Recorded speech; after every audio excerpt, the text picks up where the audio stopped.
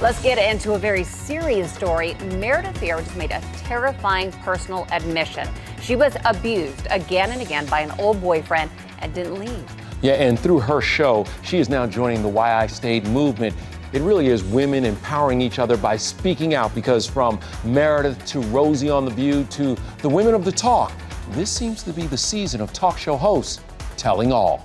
I was in an abusive relationship many, many years ago. We shared an apartment, and he threw me into a shower naked in scalding water, and then he threw me outside into the hallway. My grandfather was a polygamist.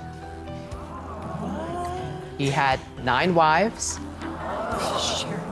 6 of who bore him children.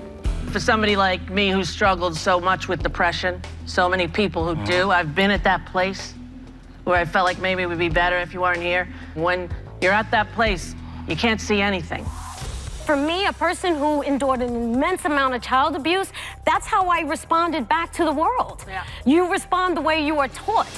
Just days into the new fall season, it's been a week of brave and candid revelations from TV's biggest female talkers. But the question is, why are they telling all? We're in this so-called age of authenticity. So to be authentic, to reveal a secret about yourself goes a long way. Brian Stelter hosts CNN's Reliable Sources. Ultimately, this is about relatability. Yeah, it probably helps the ratings as well, but the hosts of these shows have to be relatable to the viewers. And the more they share, the more they reveal, the better. Meredith had a smart strategy. I was scared of him. Taping her emotional story, then releasing it to the media, which got people talking and hopefully tuning into her show today.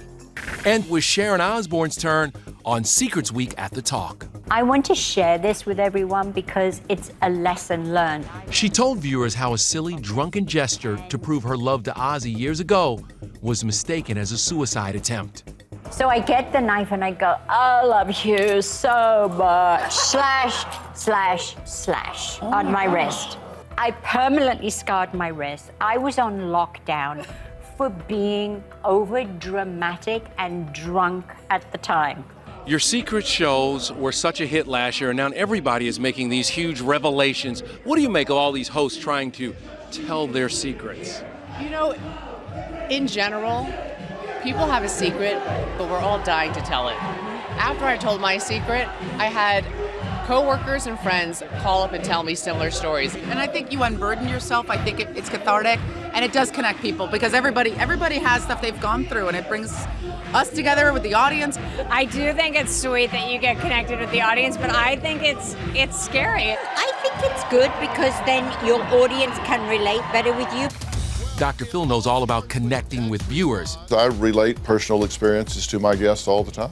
Tomorrow, he tackles the NFL domestic violence issue, interviewing Ray Rice's former Baltimore Ravens teammate, Chris Johnson, and his wife, Miyoshi. This is not the Ray Rice that you know. There are going to be a lot of revelations in tomorrow's show that are going to catch people up on where Ray and Janae Rice are.